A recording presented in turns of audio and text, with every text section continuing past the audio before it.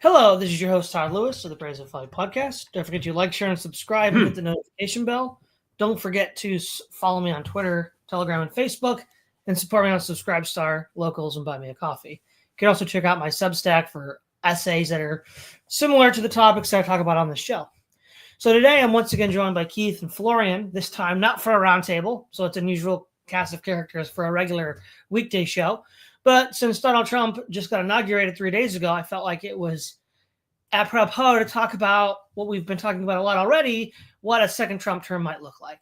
And Florian, you had mentioned before the show started that you had already asked ChatGPT to summarize some of this. So we'll let you take the lead here.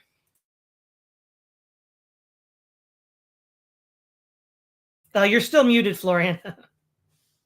Okay. Thanks for having me.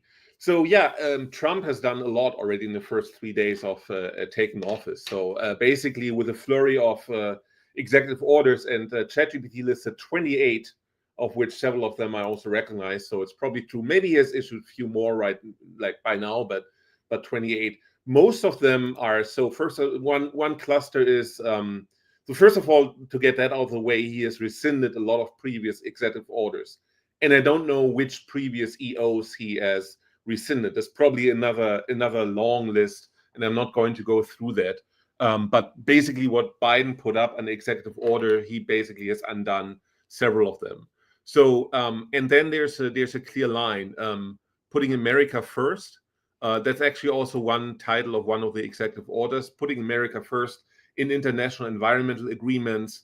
Then there's the executive order that gives TikTok like a lifeline to sell to an American company. And there's several others that pertain to domestic policy. The ones that are focusing on foreign policy, because that was something I was going to focus on, is withdrawing the United States from the World Health Organization. So the United States is not part of the WHO anymore. And then there's clarifying the military's role in protecting the territorial integrity of the United States. There's basically several executive orders that are pertaining to using the military to secure the borders, right? Realigning United States refugee admission programs, several of those where immigration restrictions are enacted. One thing I know personally, because I've gone through the H-1B visa process 10 years ago myself to get a green card. So that's going to be much more difficult to get an H-1B visa, because that's another Praise of Folly podcast, I guess. But all employers all over the US have used H-1B visa to basically dump salaries, right? So basically they hire cheaper foreign workers, mostly Indians, I think also some Chinese, and then they can just pay them less than they would have to pay an American. So there's a lot of in terms of visa and in terms of immigration restrictions, there are a lot of executive orders. Then there is reevaluating and realigning United States foreign aid, and you get to know that U.S. aid, USAID, is not quite giving poor countries money or resources. USAID stands for U.S. Agency for International Development.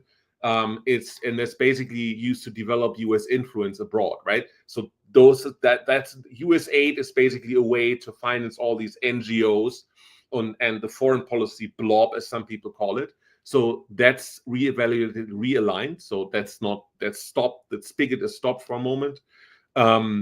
There's a America First policy directive to the Secretary of State. So in the future, all negotiations are explicitly done with America First in mind, and several of the executive orders that are connected to that.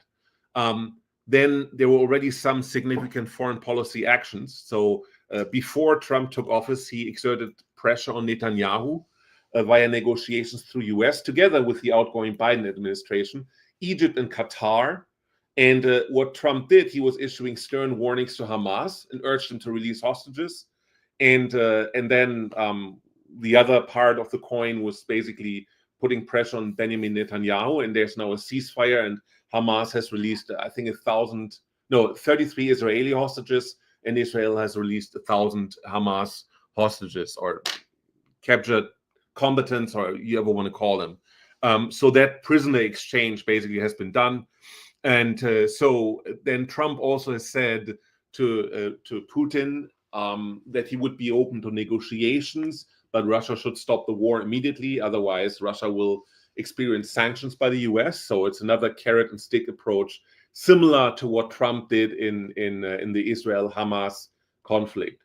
Then noteworthy is also that Saudi Arabia's Crown Prince bin Salman invests $600 billion in the US over the next 4 years. That was on the first commitments. New tariffs on Chinese consumer goods have been implemented, consumer electronics, textiles, machines, like very broad, to exert pressure on China. They also came together with Australia, India, and Japan for a quad meeting in the Asia-Pacific room to basically realign forces against China. So basically, the approach of United States against China is also kind of like a maybe carrot and stick approach, but they want to fight China with tariffs on one hand and with a realignment of strategic geopolicies in the Pacific room, in the Asian Pacific room, right? And I'm sure Trump will at one point come and tell Xi Jinping that he's open to negotiations and so on and so forth. But there's certainly Trump is certainly exerting pressure on China, exerting pressure on the on Ukraine, on Russia, and exerting pressure on Israel and Hamas. And basically, then there's some smaller actions like redesignating Yemen's Houthis as foreign terrorist organizations. They weren't acknowledged as a foreign terrorist organization in 2021. Trump also referred to North Korea as nuclear power, which makes it official. And I understood that also induces some diplomatic tension or diplomatic upheaval in the Asia-Pacific room. By the way, there's one other nuclear power that has not been officially declared as such. So that tells you what the power of such designations is, right? So we know Israel has nuclear weapons, for example, but nobody officially admits to that. And if you would admit to that, then power balances will shift a little bit. And so that's why designating North Korea as nuclear power has like at least a little bit meaning. It's just not just a name change. Marco Rubio is confirmed as Secretary of State. That was like very quickly. I should mention that RFK Jr.'s confirmation as Secretary of Health is still in limbo a little bit. So if Congress wants to, they will confirm their people very quickly. Foreign aid is suspended for 90 days. I may have mentioned that before, but the number is 90 days. That's foreign aid is suspended for that. The resettlement action for refugees has also been canceled. So basically, before Mexican refugees, South American refugees, they had this app that would be able to resettle them in the United States until they have the negotiations. This has been replaced by the Remain in Mexico policy, which basically means if you want to seek asylum to the United States legally, you need to remain in Mexico, and then the process is done from Mexico. The problem was if you get illegal aliens in, then they are basically released in the United States, and then of course they don't really have as much of an incentive to go to the next their court date where it's looked at whether they should be acknowledged as asylum seeker or not. If they're already in the United States, then they will very rarely go to their court dates, right? So now they have to, because now they all stay in Mexico. That was one thing that Trump also did that may have very significant impact. And the cancellation of the ease with which people could get H-1B visa, and that's in the works, that would also lead to stem the tide of illegal immigrants or immigrants in general also, right? Because Trump has really made it difficult, or is making it difficult for people to get asylum and to get American citizenship here. For example, I think they're talking about jamming the green card or jamming the H-1B process up. So basically, you need to wait like years, decades to get a green card or an H-1B visa. So basically, there's really an effort from Trump to have a more unilateral view on international negotiations, and also to shore up the border geographically and also legally, if you will, against illegal immigrants. And that's basically part from the actual actions that Trump did. We could take some of foreign policy visions that Trump has, an America First approach generally, and a rekindling of the manifest destiny approach, which we can see in things like wanting to acquire Greenland, and in turn to reassert dominance over the Panama Canal. And basically, that's basically what is going on in U.S. foreign policy and anti-immigrant policy. Well, thank you for the thorough introduction, Florian.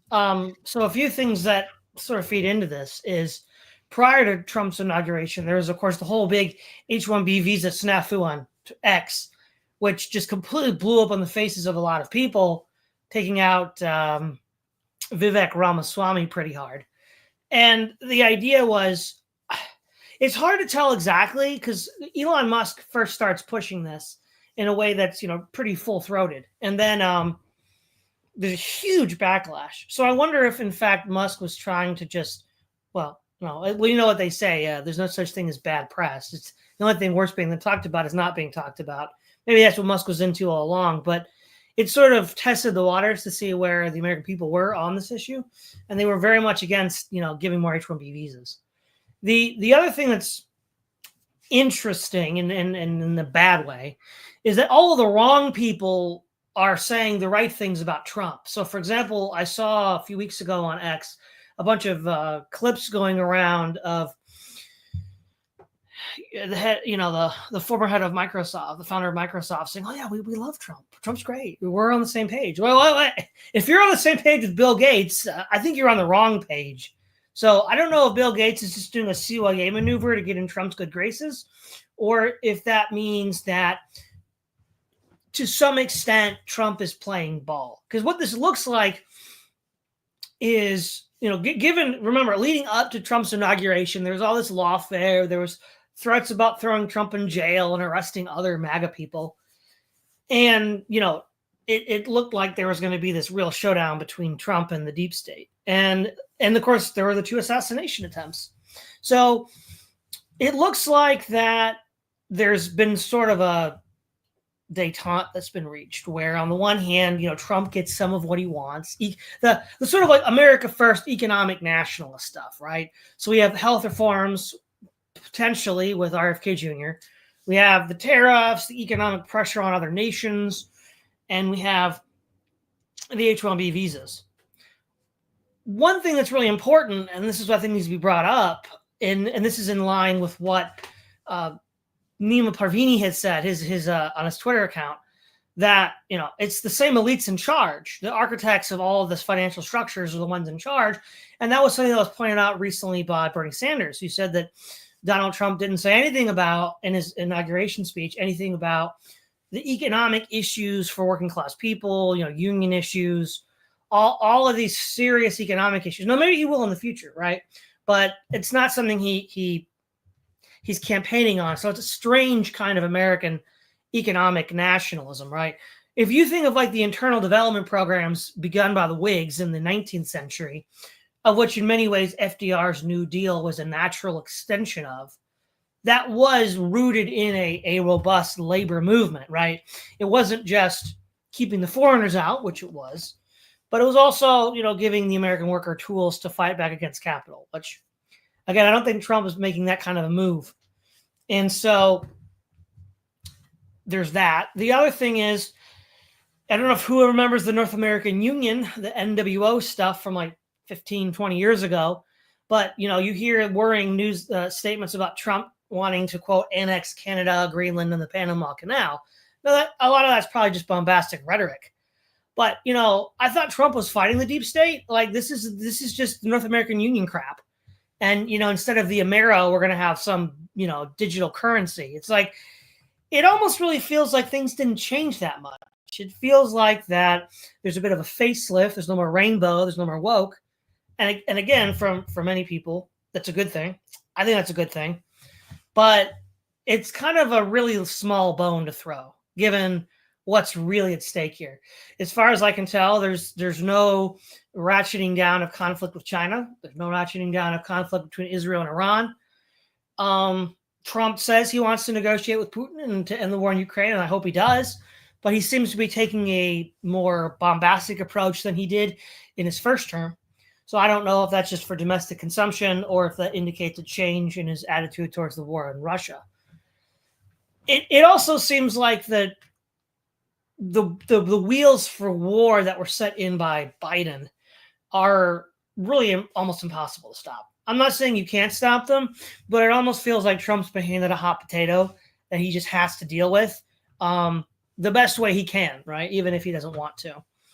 But this also reminds me of there was a debate, I don't know, maybe 15 years ago on MSNBC between Tom DiLorenzo and Pat Buchanan on tariffs and internal development in America, where Pat Buchanan was taking the development Whig side.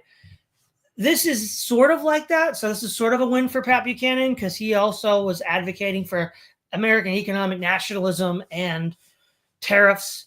But of course, that in and of itself isn't going to be enough, because when you look at specifically the progressive movement, which can be seen as an extension of the Whig internal development projects, they were heavily embedded in the labor movement, in the unions, because that was part of developing that internal economic capacity. Because I mean, part of the problem is if you can't buy products that you're selling, then what good is it to produce them? That's why Ford, paid people enough money to actually be able to buy the cars they were making. Otherwise, what's the point of producing cars if nobody can buy them? And this is the real question mark over the next 4 years for both Trump and the Democrats. Because the Democrats went so far into the woke, they're in complete total rout at this point. And there's a few voices saying they need to return to the old bread and butter of labor and unions and, organizing. But will they be the main voice? Because the situation on the ground isn't really getting better. So in that regard, I think this is really the legacy of the woke, right? This is what I've been saying. This is what Caleb Maupin's been saying. The goal was to derail the left from any sort of labor perspective in the United States. And it's been completely successful. There is no representation like that. And, for those who listen to Keith and I interview Caleb about a month or two ago, he would agree. I mean, even the communists in America don't defend this anymore. This is where, if the Lenin famously said, take one step backward to take two steps forward. That's what it looks like Bill Gates and the others are doing. They're giving Trump a little bit of what he wants in order to stay in power, from their point of view, to outlast him. And if people are smart, the Democrats would pivot towards a labor strategy, play down identity politics, and just make it a class issue. Don't know if they're going to do that. And certainly, if Trump wants to solidify his gains in the MAGA Republicans, they need to pivot to the labor movement somewhat in order to lay a foundation. A kind of New Deal kind of thing is really what's needed. Because there's a lot of talk about bringing factories back and bringing stuff back. But, people aren't talking about infrastructure still, right? You can talk about like the silicon chip factories. You go about all this other stuff, but where's the infrastructure, right? It's, the American Corps of Engineers has rated it like a D for the last 30 years. Like, that's got to get fixed. And then there were those recent fires in California with Gavin Newsom. And so, there's a lot that's still not working. So what it looks like to me is that Trump is going to get some of what he wants, but is having to play ball with the deep state to get the heat off. And it looks like they're trying to just wait it out and still get their third world war. So we'll see how that all turns out. Keith. Yeah, there's a lot to do with this. I tend to have a more big picture orientation, a more meta-political approach. But my take on what's going on with Trump is that first we have to remember that in American politics, partisan cycles tend to run about every 40 years. And the Republicans were the dominant party from roughly 1969 to 2008. And what happened in 2008 was that the poor performance of the Bush administration, Bush Jr., as well as just the natural partisan cycles and then cultural change and that kind of stuff, was such that the liberal wing of the American ruling class that's headquartered in the Northeast and to some degree the West Coast was able to make a comeback after the Sun Belt wing of the ruling class had been in power or at least been dominant politically for about 40 years. And motivated by the thesis that was developed by John Judas and Rai Texiera about an emerging Democratic majority, the Democratic Party and the elites behind it moved to take this politically correct, now it's called woke, whatever, but they moved to take that subculture and adopt it as an ideological superstructure, a self-legitimating ideological superstructure on the grounds that this kind of, majority, minority, etc., future America was coming. They thought this would be the way to secure a permanent majority for themselves demographically and electorally.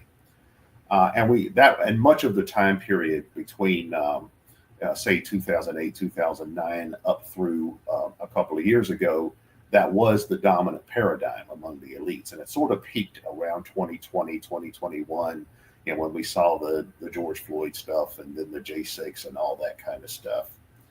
But I think what happened along the way is several things. First, I think a lot of elites came to view the woke paradigm as something that was potentially an actual threat to state security.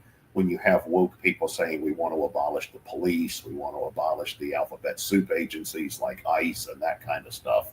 So they're like, no, we can't have that. Also, when 10/7 happened, when October 7th, 2023 happened, you had a lot of woke people who took this social justice paradigm at its word and said, hey, we're supposed to be against racism and genocide. Well, there it is. All right. So in Gaza. So then, of course, the Zionist elite said, no, we don't mean be woke in that way. So they lurched rightward and started trying to weaponize this kind of conservative anti-woke stuff and liberal anti-woke and, Christian anti-woke and cultural Christian anti-woke and all kinds of other kinds of anti-woke. They tried to weaponize that kind of stuff in defense of Zionism. All right. Also, the Biden administration was performed very poorly economically. I mean, now some of that was just an outgrowth of the impact of the pandemic rather than specific policies that have happened since then.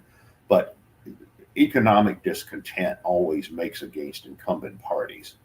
Also, it's obvious that the Democratic Party leadership at the top level was incompetent. I mean, you have this guy who's obviously a dementia patient, and then they're trying to say, oh, no, he's fine, don't worry about it. Or even if he's not, well, it doesn't matter. And then finally, they pull him out at the last minute and say, well, yeah, well, maybe he's not really that with it after all. Then they put in a mediocrity like Kamala Harris, who comes across as sort of like a generic ABA character from a episode of Law and Order or something. They put her in like they're coronating her homecoming queen or something like that.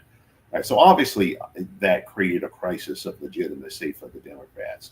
And that allowed Trump, obviously, an opening to make a comeback. And I saw, even before Biden stepped down, I saw that more and more it looked like that the power elite were resigning themselves to the fact that Trump was likely, or any Republican was likely to was likely to come in 2024. And I also suspect that deals were made behind the scenes with Trump where in exchange for his cooperation in certain key areas, they would tone down the legal charges and all of that stuff that were brought against him. And we see how all of that kind of stuff has just been thrown out or swept under the rug and just ignored at this point. I don't believe, by the way, that the assassination attempts on Trump were engineered by the deep state. I think that those were just crazy people doing crazy things, and there's a lengthy tradition of that in American culture. But that's a separate point. But in terms of what's going on now, as far as what Trump is doing now represents, first of all, we have to consider that while we do have divisions in the ruling class, primarily between the Sun Belt and the financial, the financial establishment that's connected to the international bankers. We also have subsections in that, and we also have a general consensus among the ruling class in terms of what their collective interests are. And the collective assessment right now of the ruling class is that China is their number one geopolitical rival, which is entirely rational. And there's a greater emphasis now on containing China. There seems to be a pan-ruling class consensus now on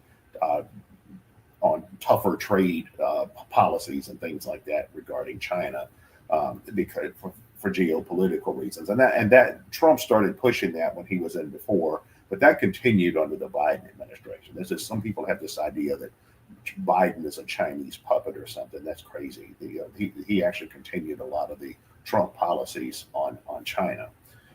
There's also a general consensus among elites that Russia needs to be contained. Now, right now, the liberal wing of the ruling class is more hawkish on Russia than the Sun Belt wing, but the Sun Belt wing is still divided between old school super hawks on one hand and these more Jacksonian nationalist types on the other hand. And the pro-Israel position is also a pan-ruling class consensus. And as far as differences, the Sun Belt wing of the capitalist class is far more interested in Latin America. For one thing, they're dependent politically on the anti-Castro Cubans in Miami. That's one reason why they tend to take a harder line against Cuba. They're also more interested in dominating the various economic sectors in Latin America. Like the Sun Belt represents agriculture, petroleum, industrial manufacturing, that kind of stuff. And they want control over all of that. They want control of the markets and resources and all of that in Latin America, in Mexico, in Central America, in Venezuela, wherever. And they're also more invested in the Pacific. They have more vested interests in places like the Philippines and Taiwan, and particularly the military-industrial complex. The military-industrial complex is a big part of the Sun Belt wing of the ruling class, and they're heavily dependent on Taiwan for the manufacture of different technologies that are used in military production and that sort of thing, as well as on East Asia on a more general level. So that it makes perfect sense that you would see the Sun Belt wing of the ruling class represented by the Republicans, and of nowadays Donald Trump taking a more harder line on China and in various ways in terms of Pacific foreign policy as well as Latin America. As far as the immigration thing, that's the thing that Trump is doing, is getting the most publicity. There's a lot of different things going on there, but one thing we have to consider that the more there is of something, the more pushback there's going to be against it. For instance, the more crime there is, the more pushback there's going to be against crime, or more calls for law and order. And the larger immigration becomes, and the larger the immigrant population becomes, naturally, the more criticism of that there's going to be, the more there's going to be a pushback. Now, that creates opportunities for different ruling class interests, different state interests to weaponize that particular issue in their favor as a means of rallying support for themselves. If we go back, for example, and we look at the history of the Republican Party going back to about the Nixon era, we see that Nixon was able to use the war on drugs as a means of strengthening the domestic police state. I mean, a soft police state, not like a Saddam Hussein police state, but a more soft police state. We also see that was continued by Ronald Reagan and also by George Bush Sr. We see that was expanded to this general war on crime and all kinds of things in the 90s, and then the war on terrorism under George W. Bush. And I think that the right wing of the ruling class has discovered that immigration is now an issue that they can use to strengthen the police state in a way that Republicans tend to prefer. Like the Democrats are often bigger on, I would say they're no less police statist in their orientation, but they tend to prefer things like lawfare and the therapeutic model and that kind of thing, whereas the other side tends to prefer more this kind of old-fashioned, law and order type of rhetoric, even if they largely have the same objectives, which is strengthening the state security forces. Because I think they look at it like state security took a hit during all the riots and that kind of stuff that happened a few years ago. They're looking for a way to revive and strengthen all of that. And illegal immigration enforcement, I think, is a cover for that, irrespective of what one thinks about immigration policy and these sorts of things. One thing that's particularly interesting is the way in which the tech oligarchs have really stepped forward and showed themselves. As the tech oligarchs were a rising force within the ruling class, Silicon Valley and all that, initially they aligned themselves with the liberal wing of the ruling class, which is what ascendant groups within the system typically do. And now that the tech oligarchs have become powerful enough that they can exercise a dominant place within the ruling class. They've spread themselves out throughout the different political factions of the elite, and they're really starting to flex their muscle. And it was really interesting at Trump's inauguration to see all of these tech oligarchs, Musk and Bezos and all the others like that. Because those guys now, they are to the present world what John D. Rockefeller and Henry Ford and Andrew Carnegie and all of those people were to the 19th century. They're the modern version of that. And what Trump is clearly signaling is that this is going to be a pro-ruling class administration, pro-oligarch administration. In fact, if you look at a lot of the economic policies that Trump is actually proposing, there's a common thread through them. And one of the critical ones, I think, is that it's clear that the Trump administration is probably going to be very oriented towards strengthening the value of the dollar on the international currency market, which has benefits because the dollar is the world's reserve currency. So the stronger the dollar, the more that offsets some of the impact of this huge national debt that keeps spiraling. So there are reasons for that.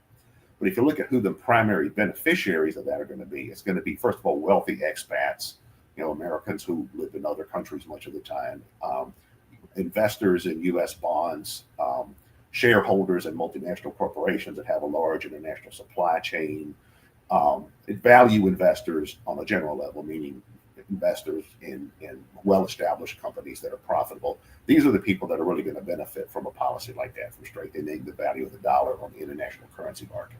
But the policies that are used for this purpose, though, are likely to not have much impact as far as reducing living costs. And this is going to be a problem for the Republicans because what won the election for the Republicans, I mean, you could argue a number of things, but I think the crucial issue was the economy voters. Economy voters tend to decide presidential elections, and largely, and also the perceived competence of the incumbent, but the economics is a big part of that. And I think a lot of people voted for Trump because they're like, okay, at least cost of living was lower when he was in last time. So, but all of the policies that Trump is talking about, like lower interest rates, tariffs, deporting cheap illegal labor, that kind of stuff, none of these are going to have the effect of reducing overall living costs. So the problem Republicans are going to have in 2 years when the midterms come, or 4 years when there's another election, is a lot of people are going to be looking at it. Okay, how much has my rent gone up, since 2024? How expensive is my grocery bill as opposed to 2024? And if they see that the Republicans have not done much to reduce their living costs, or if the inflation continues to rise, then that's really going to cause the Republicans to get hammered in the next few election cycles. So that's really the problem they have. Like right now, I hear a lot of triumphalism or a lot of overconfidence from a lot of people on the Republican side. They're saying, we won the popular vote. We've got a trifecta. We control the Supreme Court. They somehow think they've won the culture war. I don't know where they get that from. That's just delusional. But it looks like they're becoming overconfident in many ways because they have to deliver on the bread and butter issues if they want to continue to do well electorally. And they're swimming against the electoral tides historically. Right now, we're in the middle of what should be a Democratic-dominated electoral cycle of about 40 years. So they're swimming against the tides already. And also, I think a lot of people are voting for stability. I think a lot of people look at it like we've had too much instability. We've had the war in the Middle East, we've had the war in Ukraine, we've had the COVID pandemic, we had the riots, we had the J6, we had all this stuff. A lot of people look at it like enough of this chaos. We need more stability. If Trump turns out to be a chaos agent, and that just seems to be his style of doing things, I don't know that that's going to help either. He does seem to understand that the war in Ukraine and that the war in Gaza are a liability. And I think he is trying to. He does seem like he wants to keep that under control because he knows what a liability it was for Biden. I don't think he wants that albatross around his own neck, whereas people don't. So that'll be interesting to see what they actually do with that. But I think that's really the challenge that Trump faces and that the Republicans face is that, they don't seem to be oriented towards doing the things that people seem to have voted them in to do, which was get living costs down and generate a greater degree of stability. Now they're doing things that are popular with their base, like the deporting illegal immigrants and that kind of stuff. But your base alone is not going to win an election for you. Yeah, there's a lot here. I mean, so the fact that even Trump is realizing that obviously he already said the Ukraine conflict wouldn't have happened had he been president from 2020 to 2024. And he's also said he's wanted to end it. Also, like you said, Florian, he along with the outgoing Biden presidency helped negotiate the ceasefire with Gaza. We have to reiterate this again. This is a sign of American weakness, right? China's so strong in its own region and threatens global trade so much that the U.S. just can't afford to have all of these conflicts running at the same time. And from 2001 to 2021, we had conflicts in Afghanistan, conflicts in Iraq, and Syria, and Libya. The U.S. had forces in hot zones all over the place and was actually fomenting unrest in these regions. Now it's like, well, we just got to shepherd our resources to contain China. So what last year, was it November, December, the USS Ronald Reagan was pulled away from Yemen to the South China Sea. So, there's that. And the other thing too with Israel, they can't keep their population mobilized indefinitely because that'll destroy their economy.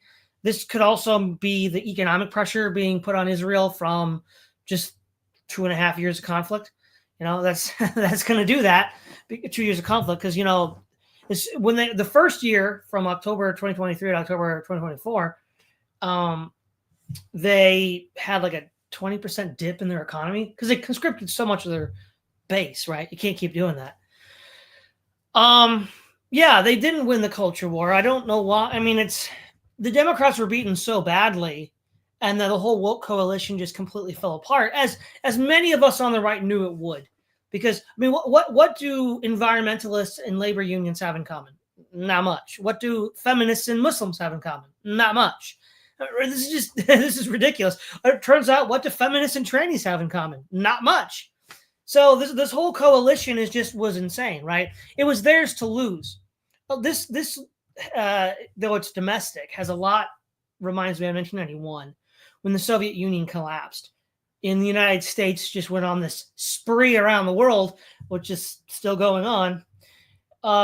It was the Soviets' game to lose, right? It doesn't mean that the U.S. was built on sound and solid foundations, especially as the economic crisis of 2008 showed us.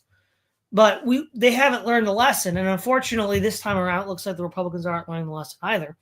If you mentioned privately in the chat, Florian, that Trump seems to be more imperialistic in his stance. Yeah, I mean, if we just have, Bush 3 with another forever war with a red coat of paint, that's not winning. That's just another setback. And the real, to use an Arthurian metaphor, the sword and the stone right here is the economy, right? If anybody can get their act together and build a new deal around, because tariffs will protect native industry. That's why they exist. That was the debate that Pat Buchanan had with DiLorenzo. And the United States, while Great Britain was still the great power of the 19th century, needed that to build up its industrial base. If you do that without the progressive reforms that took place beginning in the 1890s, you're just going to have a revolution on your hands. And then you couple that with the idea of the Department of Government Efficiency and just cutting people. And of course, corporations do the same thing. In fact, that's what Elon Musk did in 2022 when he bought Twitter.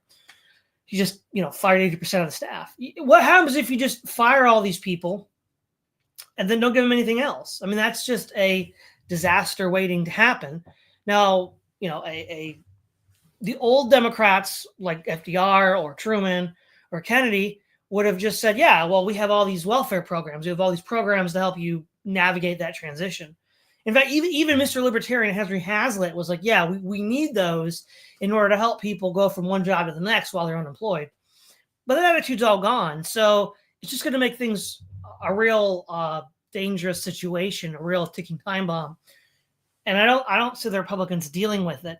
Because I mean, if you get rid of the H-1Bs and then you have to pay people more to do the work, you're still not getting more people working because they don't want to pay you more. That's the thing. The only thing that doesn't go up is wages in this country. Everything else goes up but wages. And that's because there aren't any unions. And so I don't see how that, I mean, while it satisfies the base, I don't see how that really fixes any of the economic problems by itself. Now, part of a nested strategy, that might be one step, but again, I don't see anything in the new Republican MAGA movement that would be pro-labor in the way that we need it to be. And so, again, if the left is smart, the Democrats are smart, they're going to go back to old FDR strategy, and it would probably work again, as it did in the 30s. But, you know, I don't know if they're going to do that again. You know, it's hard to tell. That's the obvious move. And then I suppose we had this on the last roundtable discussion. You mentioned, Keith, there just might be a whole new political party that emerges out of the ruins of the Democrats, just like the Republican Party emerged out of the Whigs. And if that's the case, who knows what could happen? Yeah, maybe that's Caleb's innovationism. I don't know. Florian. Yeah, good points. Yes, the economic policy, and I remember, is a big part why Trump won. I remember on the 6th of November or so, I went shopping to a neighborhood store, and then there was an old lady who stood in front of the bread rolls and bread and everything, and she started to fill her bag. And I said jokingly, "Hey, don't take everything." And she turns to me and says, "Let's hope that the next guy will make it cheaper." That's what she said. So that's a direct show that that's what was on people's mind. And maybe that even increased turnout, right? So maybe some people even voted that never voted before because they just like the economic situation was unbearable. I think what I've learned, what I've heard so far about that concerning economic policies, one example was, and I think there's some thoughts that implementing something like Bukele did in this country will help also increase economy. So if you reduce crime, so the thought, then you also reduce the cost of living because there's more law and order and stability, right? And that encourages business creation, and you know, you need to spend less for police and so on. Public costs go down because you don't need to be care of crime so much, and so then in total the economy gets encouraged. And I think the H-1B situation plays in that in a different way. It's not just like some Americans are angry that they get slowly replaced by foreigners. No, what I read, listen, hear from people is basically that they did all the, like, you have people that pay like immense money for their education, and then they apply everywhere, but they just can't get a job because they're all given to Indians and or to Chinese. Mostly the H-1B situation is now focused on Indians. But the problem is also, and I think there's a book I read by Jonathan Franken. I think it's called The 19th City.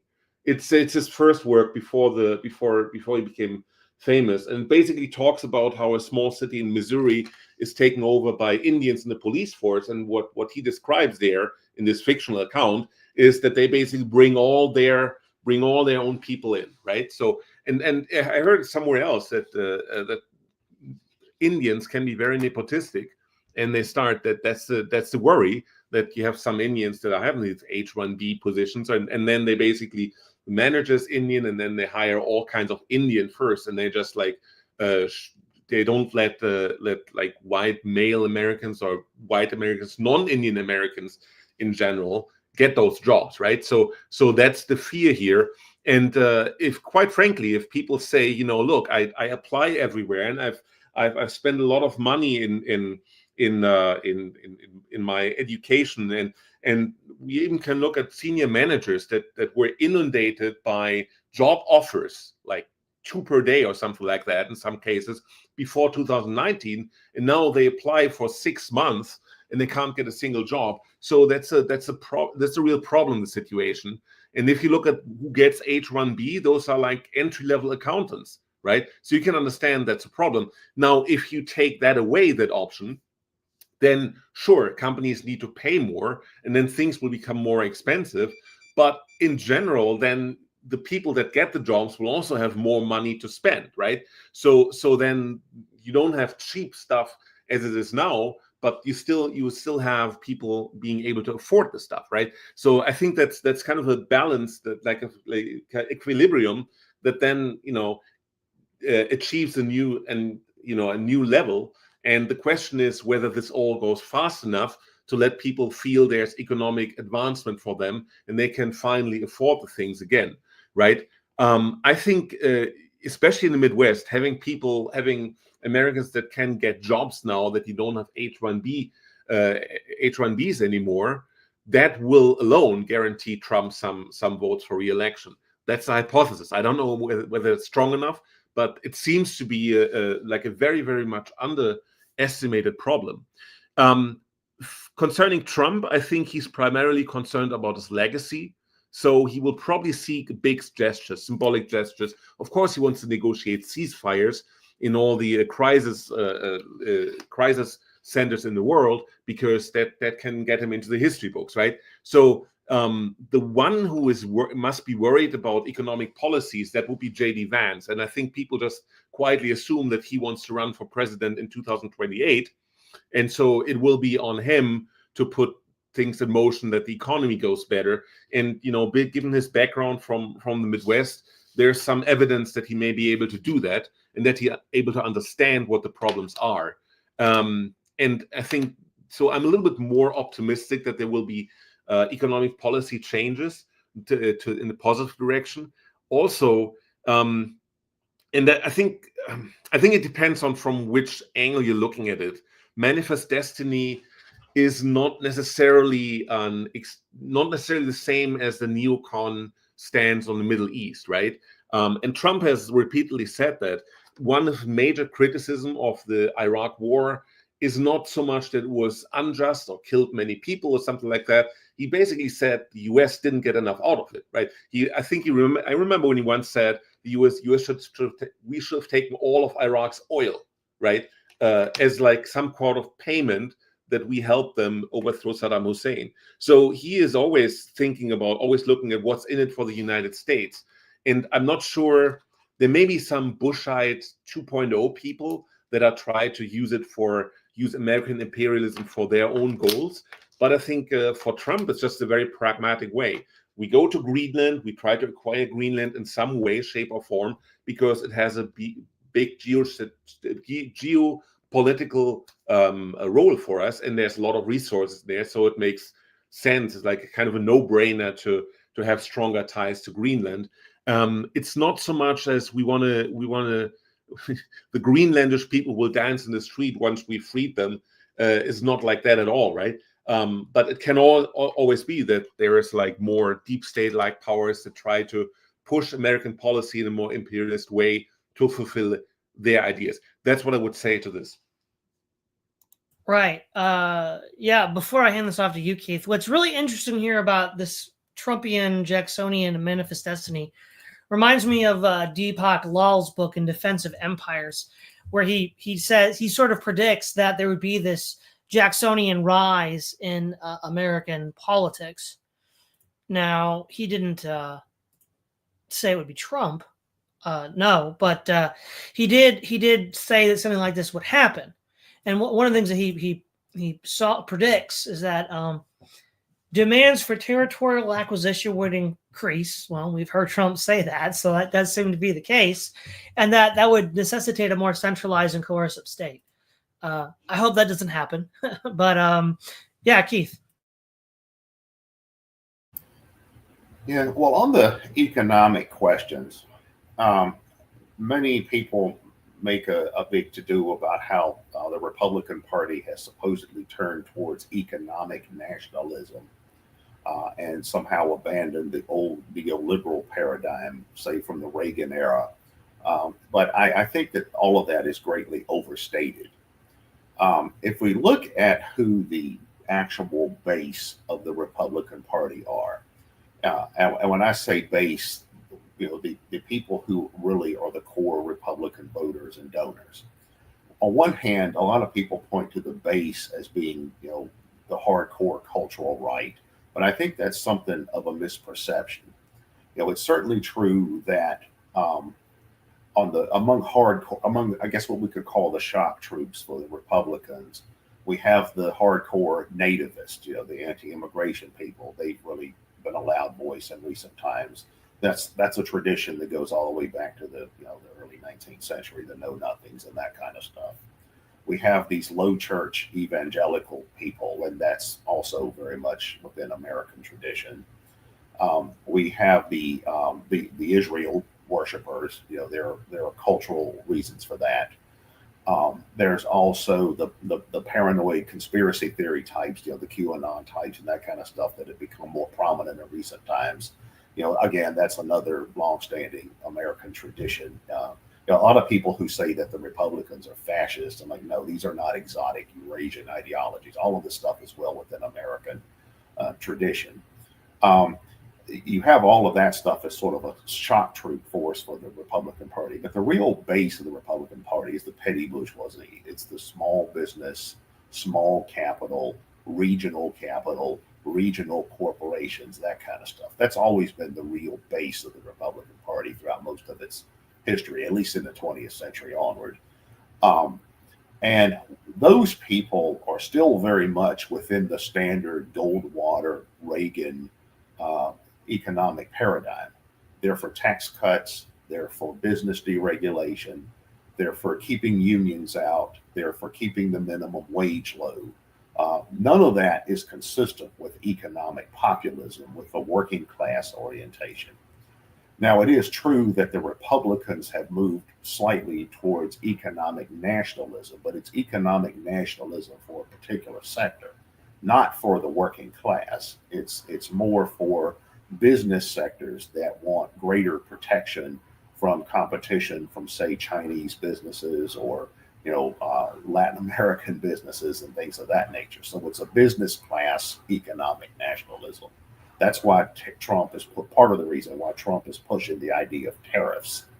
And this has always been within Republican traditions as well. If we go back and we look at the Republican Party as it was during the time of, say, William McKinley, Teddy Roosevelt, William Howard Taft, Calvin Coolidge, Warren G. Harding, that kind of early to mid 20th century Republican Party, they were always economic nationalists of a type that had a business class orientation. They were big on tariffs for protecting domestic businesses and that kind of stuff.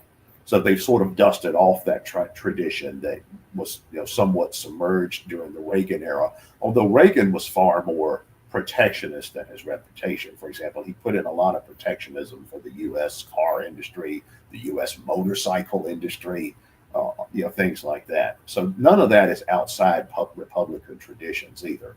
Real quick, Keith, wasn't Teddy Roosevelt, though, a progressive and that he was in favor of government regulation of industry, though? Well, Howard H.L. Mencken once said that Teddy Roosevelt would denounce the trust in public, and then he would give them benefits behind the door. Okay. Which is a pretty good way of summarizing Teddy Roosevelt's approach.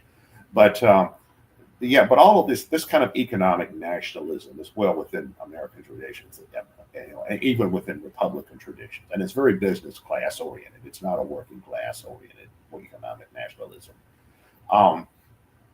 So it's unlikely, as I've been saying, that the Republicans are going to be able to deliver on any kind of working class populism, because that's just not what they're about. That's not what their base is about. That's not what their donor class is about. There are also conflicts within the Republican Party between the military-industrial complex sectors and the more petty bourgeois sectors.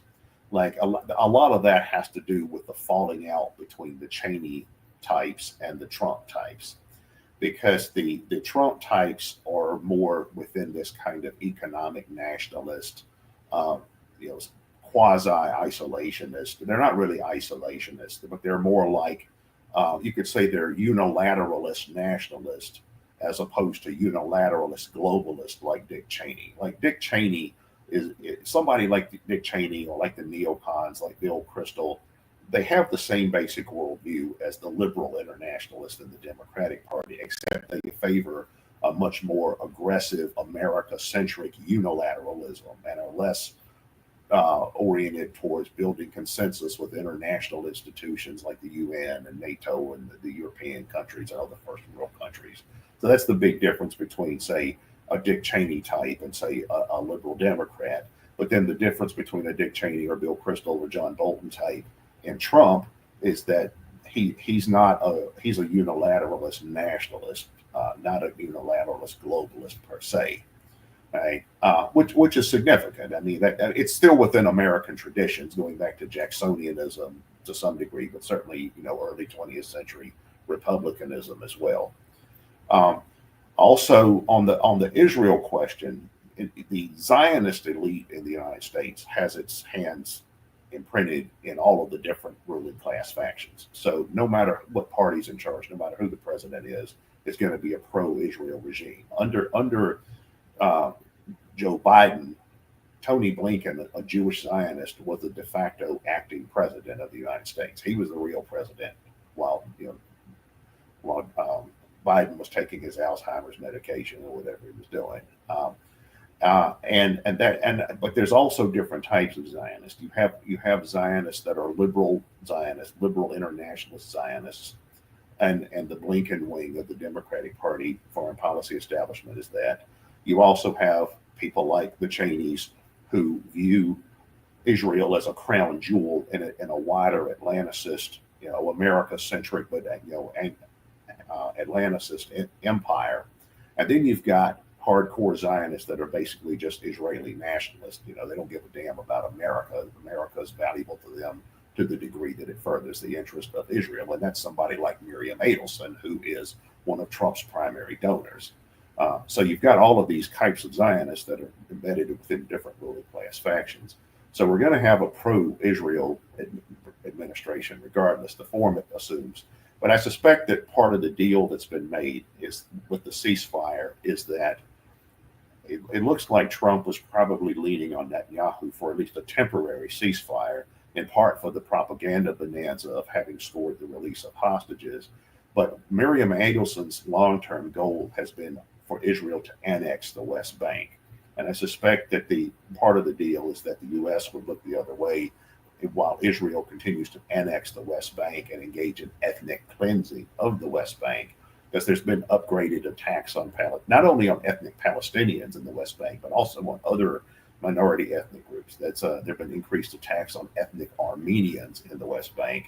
And also Israel is helping Azerbaijan to ethnically cleanse the ethnic Armenians in Azerbaijan as well. Right? So that's where I think the whole Israel issue is going. On Russia, it seems to me that the most likely outcome in Russia is that Ukraine is going to become the new East-West Germany or the new North-South Korea. Russia will probably keep some of the territories in Ukraine that they are most adamant about claiming a right to. That Ukraine will probably be partitioned into East-West sectors. Whatever happens with West Ukraine, who knows? It may join the EU or may not, or part of the settlement may be it stays out of either the EU or at least stays out of NATO. But I really think Ukraine is likely going to play the same role in the renewed multipolar rivalry with Russia that it did that Germany did during the Cold War with the Soviet Union, where it's sort of an iron curtain. It's sort of the line of demarcation. This is our side, that's your side. You stay over there. That seems to be where that's going. Now, there are people in the Republican Party that are probably okay with that, like say J.D. Vance. He seems to be okay with that. Trump is probably okay with that. But there are others that aren't.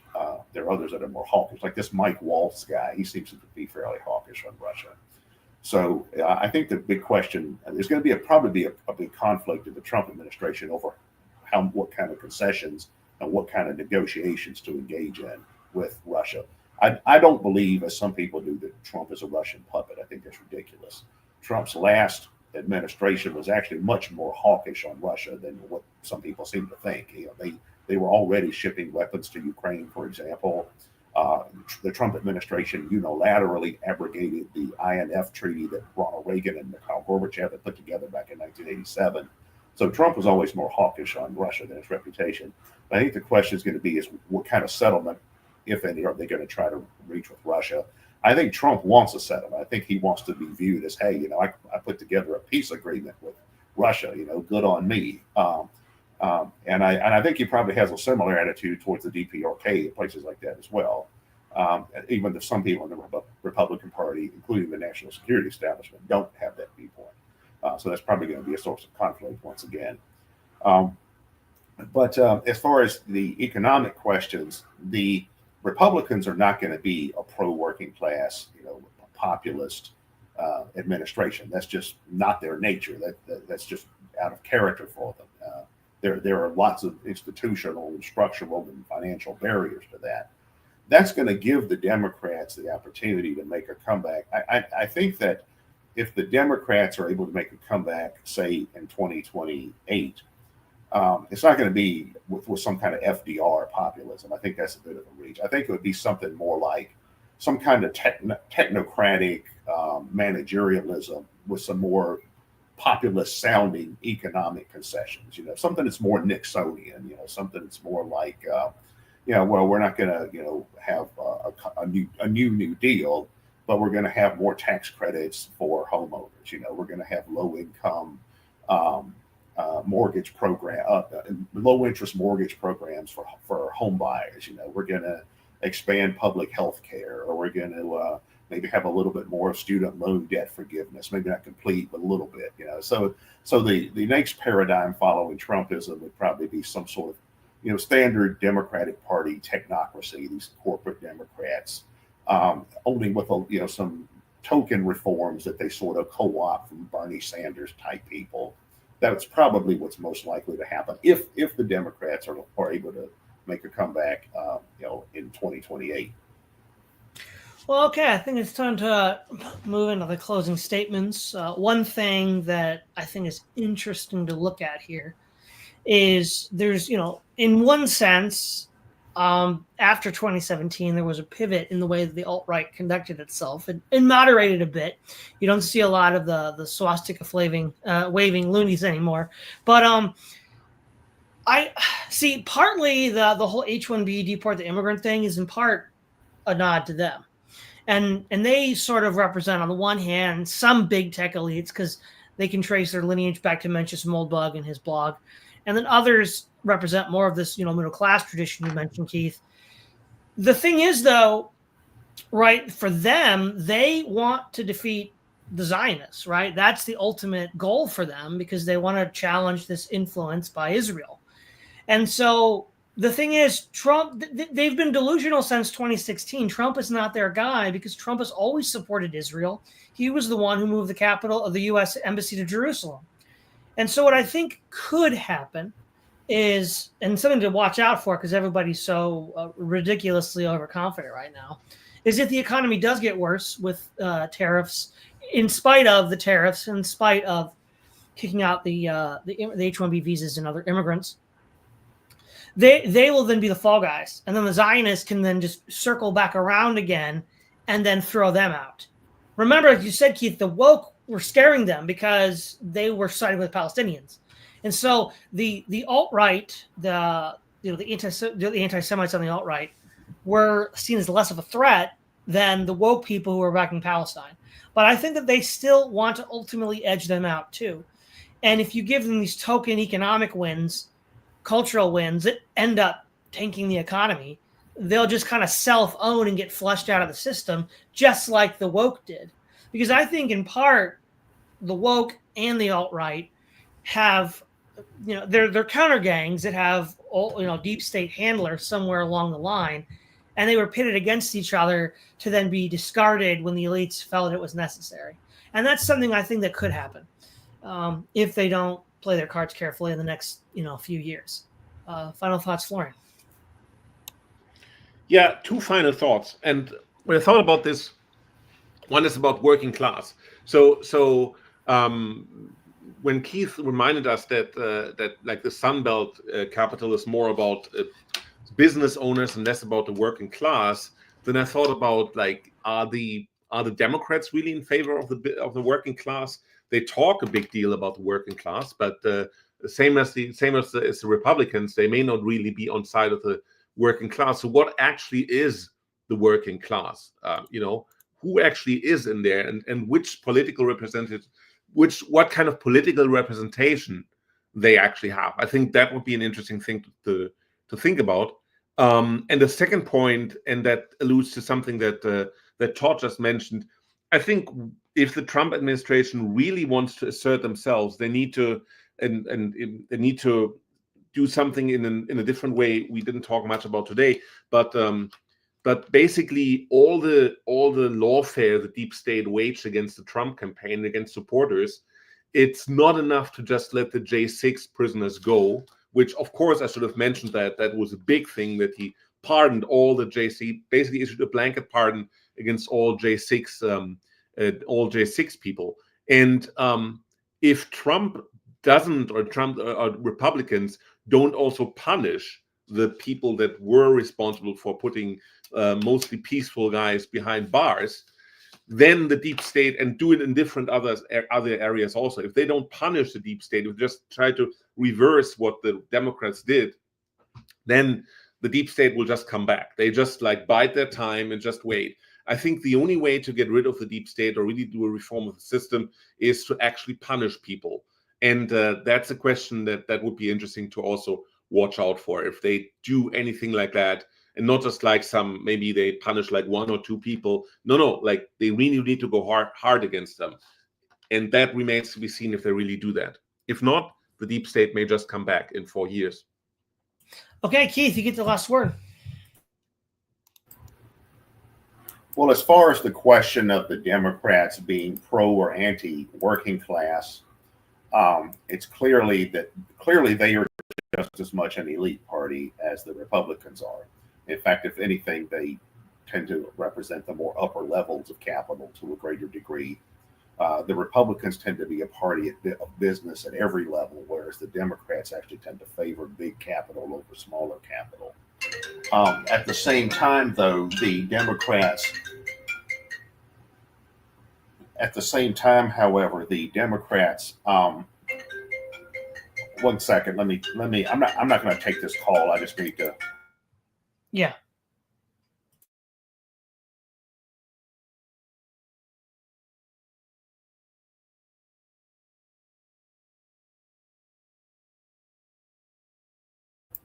Okay.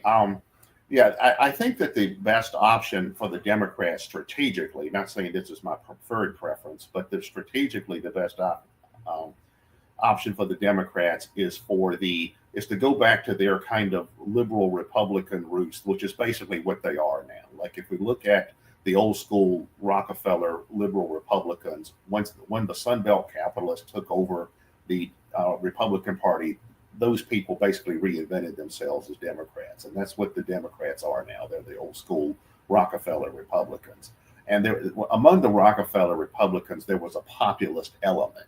They weren't as far left as the New Deal Democrats, but they were willing to make a lot more populist concessions for the sake of stability and maintaining control. And they don't represent the petty bourgeoisie as much, so they're not as concerned about keeping unions out, keeping the minimum wage low. They're fine with that kind of stuff up to a point.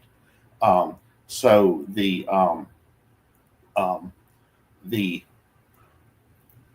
Democrats have that option. They can go back and reinvent themselves as basically Rockefeller Republicans or liberal Republicans.